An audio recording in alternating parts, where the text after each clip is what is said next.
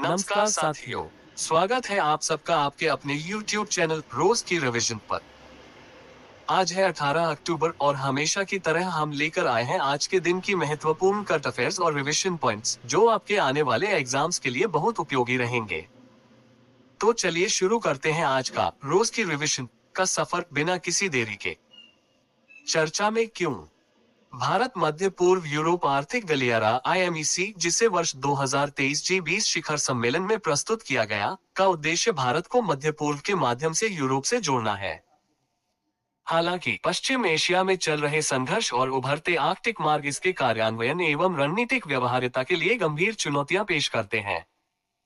भारत मध्य पूर्व यूरोप आर्थिक गलियारा क्या है?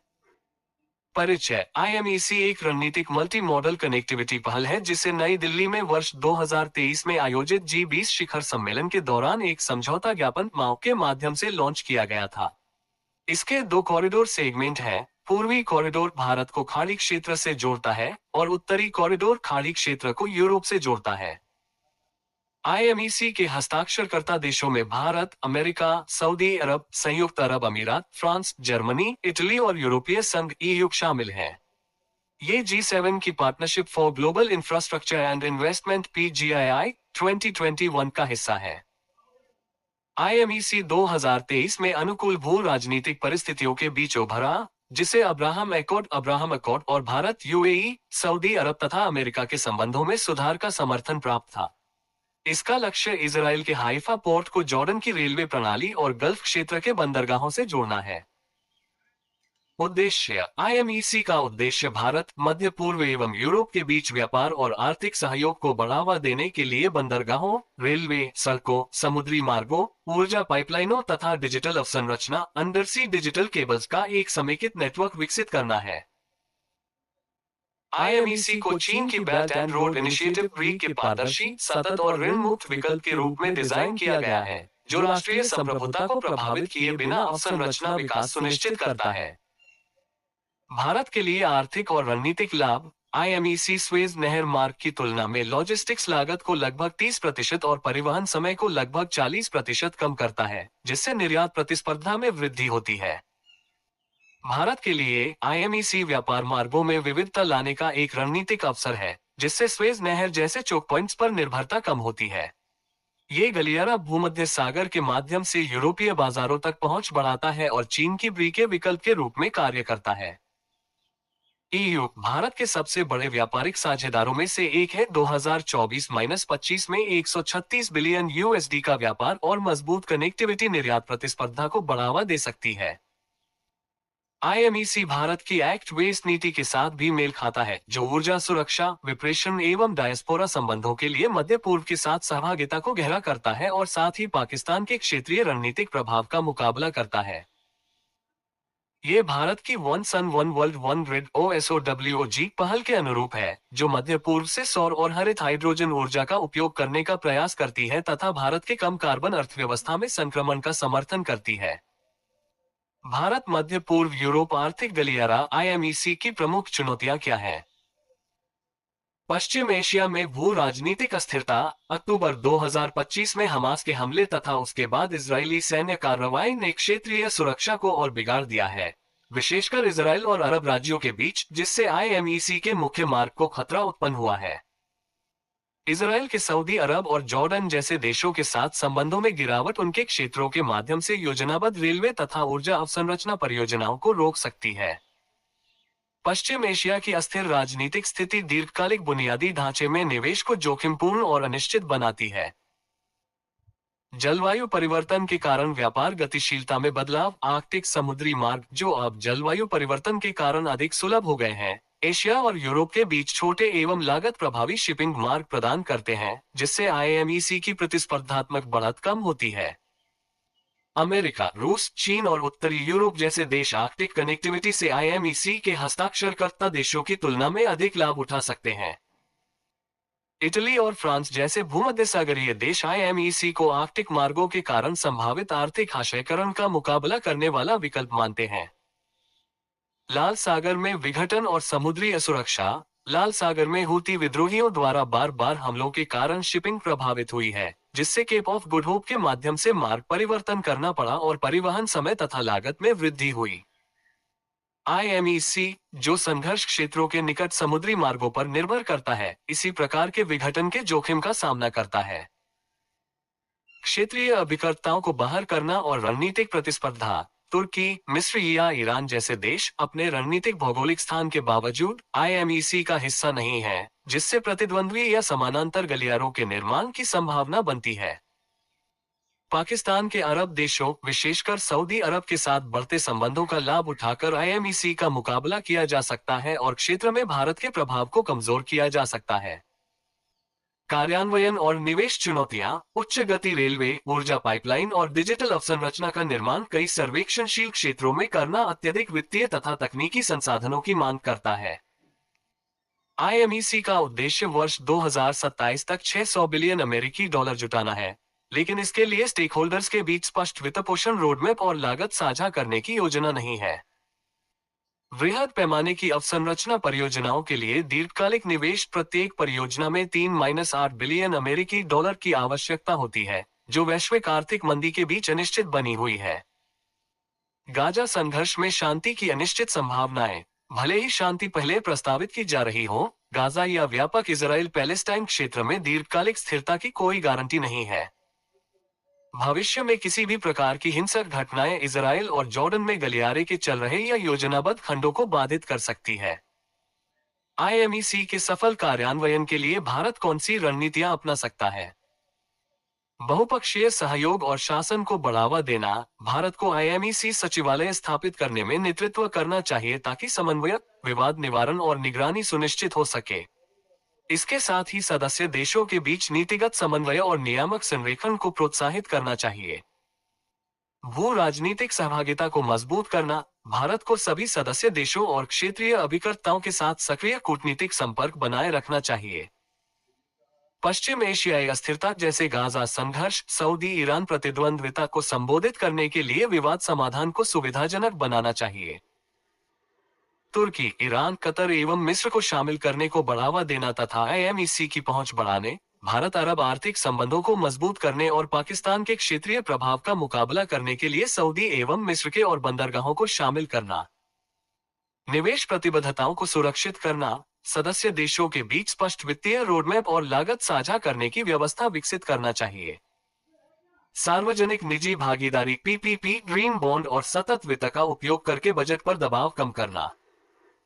व्यापार और सुरक्षा जोखिमों को कम करना। मार्गों में विविधता लाना और समुद्री विघटन के खिलाफ आकस्मिक योजनाएं तैयार करना। Indian Ocean Rim Association, euro और खाड़ी सहयोग परिषद GCC के माध्यम से क्षेत्रीय सुरक्षा सहयोग को मजबूत करना, ताकि पायरेसी, आतंकवाद तथा साइबर खतरों का मुकाबला किया जा सके। प्रौद्योगिकी एकीकरण को बढ़ावा देना। भारत डिजिटल कनेक्टिविटी पहलों जैसे एकीकृत भुगतान इंटरफेस OP आधारित भुगतान, अंडरसी डेटा केबल्स और 5G अवसंरचना में नेतृत्व कर सकता है। इसके साथ ही ई-कॉमर्स, फिनटेक और स्मार्ट सिटी परियोजनाओं का समर्थन करना तथा IMEC नोड्स पर डिजिटल विभाजन को कम करना। निष्कर्ष। IMEC भारत को व्यापार में विविधता लाने, यूरोप और मध्य पूर्व के साथ कनेक्टिविटी को मजबूत करने तथा निर्यात प्रतिस्पर्धा को बढ़ाने का एक रणनीतिक मार्ग प्रदान करता है। हालांकि चुनौतियां बनी हुई हैं, समन्वित सहभागिता, मजबूत अवसंरचना और प्रौद्योगिकी एकीकरण महत्वपूर्ण आर्थिक अवसर उत्पन्न कर सकते हैं तथा भारत को गलियारे में समृद्धि के एक प्रमुख प्रेरक के रूप में स्थापित कर सकते हैं। अक्सर पूछे जाने वाले प्रश्न। फैक्ट 1। भारत मध्य पूर्व यूरोप आर्थिक गलियारा IMEC क्या है? IMEC एक बहुमाध्यमीय कनेक्टिविटी पहल है, जिसे G20 शिखर सम्मेलन 2023 में लॉन्च किया गया था। इसका उद्देश्य बंदरगाहों, रेलवे, ऊर्जा पाइपलाइनों और डिजिटल अवसंरचना के माध्यम से भारत, मध्य पूर्व तथा यूरोप को जोड़ना है। 2. IMEC के हस्ताक्षरकर्ता देश कौन कौन है? वर्तमान में भारत, अमेरिका, सऊदी अरब, संयुक्त अरब अमीरात, फ्रांस, जर्मनी, इटली और यूरोपीय संघ EU IMEC के हस्ताक्षरकर्ता हैं। 3. भारत के ये IMEC के रणनीतिक लाभ क्या है?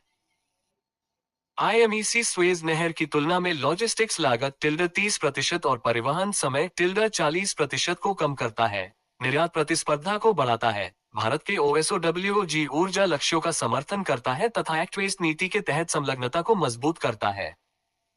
यूपीएससी सिविल सेवा परीक्षा विगत वर्ष के प्रश्न PYQ। प्रीलिम्स प्रश्न, कभी कभी समाचारों में देखा जाने वाला बेल्ट एंड रोड इनिशिएटिव का उल्लेख किसके संदर्भ में किया जाता है? 2016 और अफ्रीकी संघ, बी ब्राजील, सी यूरोपीय संघ, डी चीन। उत्तर डी दृष्टि मेंस प्रश्न। प्रश्न, भारत के लिए भारत मध्य पूर्व यूरोप आर्थिक गलियारा IMEC के रणनीतिक और आर्थिक महत्व की समालोचनात्मक समीक्षा कीजिए। स्रोत इकोनॉमिक टाइम्स। वियना से दिल्ली जा रही एयर इंडिया की एक उड़ान को मध्य पूर्व के ऊपर संदिग्ध GPS सिग्नल स्पूफिंग के कारण नेविगेशन में बाधा आने के बाद डायवर्ट कर दिया गया। सिग्नल स्पूफिंग के कारण विमान की उड़ान नियंत्रण प्रणालियों में गंभीर गड़बड़ी आ गई, जिससे auto pilot, auto thrust, flight director और ऑटोलैंड जैसी सुविधाएं फेल हो गईं। GPS स्पूफिंग यह एक साइबर अटैक है जिसमें नकली या जाली GPS सिग्नल रिसीवरों को भेजे जाते हैं, जिससे वे गलत स्थिति, नेविगेशन या समय की जानकारी की गणना करते हैं। कार्यप्रणाली, हमलावर मजबूत नकली GPS सिग्नल प्रसारित करने के लिए जमीन आधारित ट्रांसमीटरों का उपयोग करते हैं, जो वास्तविक उपग्रह सिग्नलों को ओवरराइड कर देते हैं।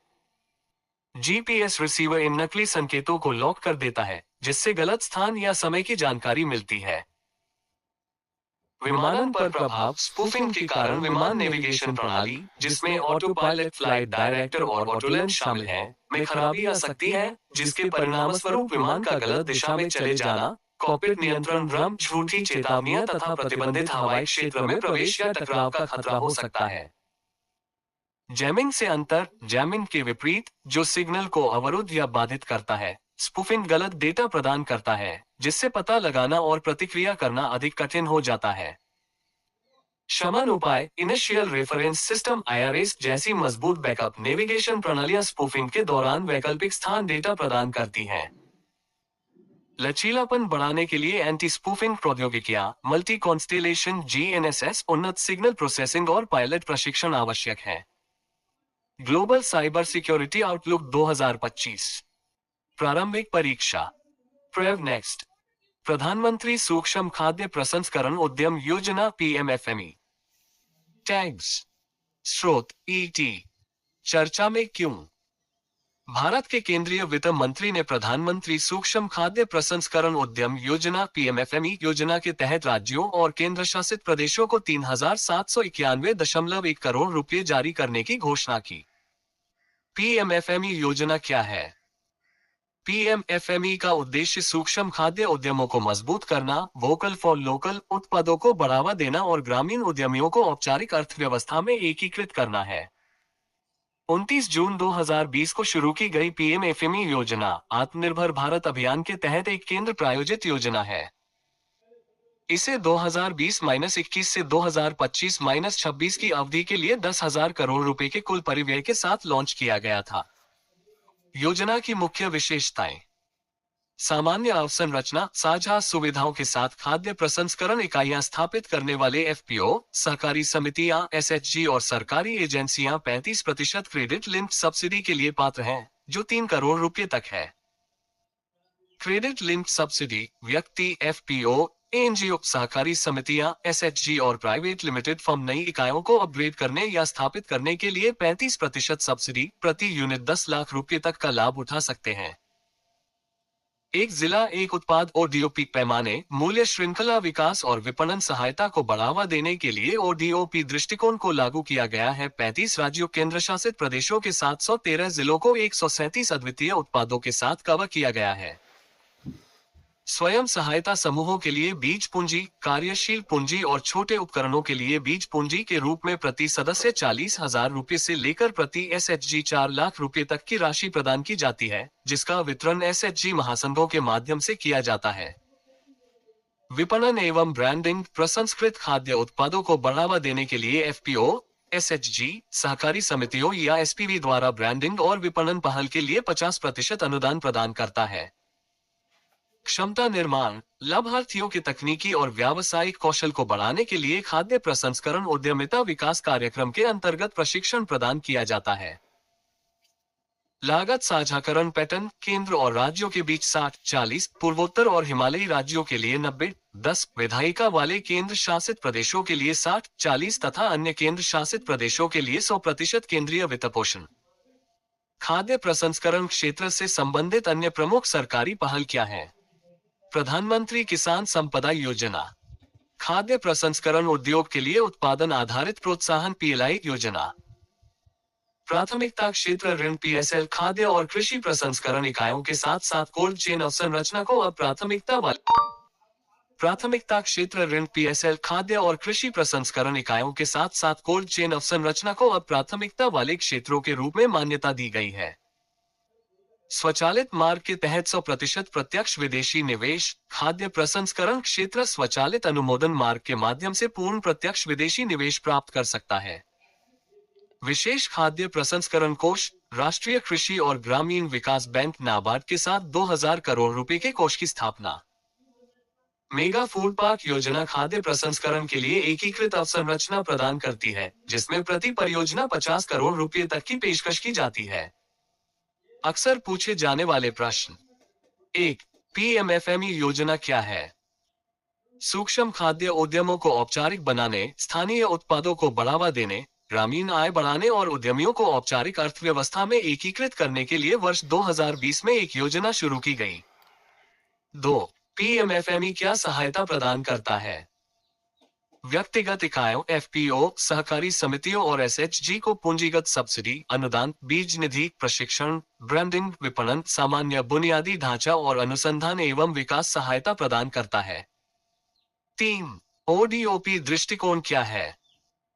प्रत्येक जिला एक प्रमुख उत्पाद पर ध्यान केंद्रित करता है, क्लस्टर आधारित प्रसंस्करण, भंडारण, ब्रांडिंग, बाजार संपर्क को बढ़ावा देता है और भारत की कृषि निर्यात नीति के साथ संरेखित करता है।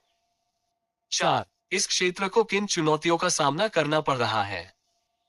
बुनियादी ढांचे में अंतराल, सीमित वित्तीय पहुंच और कमजोर गुणवत्ता मानक भारत के खाद्य प्रसंस्करण उद्योग के विकास, निर्यात क्षमता और प्रतिस्पर्धात्मकता में बाधा डालते हैं। यूपीएससी सिविल सेवा परीक्षा के पिछले वर्ष के प्रश्न पीवाईक्यू प्रीलिम्स प्रश्न। भारत सरकार किस उद्देश्य से मेगा फूड पार्क की अवधारणा को बढ़ावा दे रही है? 2011 खाद्य प्रसंस्करण उद्योग के लिए अच्छी बुनियादी सुविधाएं उपलब्ध कराना, शीघ्र खराब होने वाली वस्तुओं के प्रसंस्करण को बढ़ाना और अपव्यय को कम करना, उद्यमियों को उभरती हुई और पर्यावरण अनुकूल खाद्य प्रसंस्करण प्रौद्योगिकियां उपलब्ध कराना। नीचे दिए गए कोड का उपयोग करके सही उत्तर चुनिए। अ केवल 1, बी केवल 1 और 2, सी केवल 2 और 3, डी 1, 2 और 3। उत्तर बी। तो साथियों, आज की रोज की रिवीजन यहीं समाप्त होती है। अगर आपको यह वीडियो पसंद आया हो तो लाइक करें, शेयर करें और चैनल को सब्सक्राइब करना न भूलें, ताकि रोजाना के करंट अफेयर्स और रिवीजन पॉइंट्स आप तक सबसे पहले पहुंचे। मिलते हैं अगले वीडियो में, तब तक के लिए धन्यवाद और जय हिंद।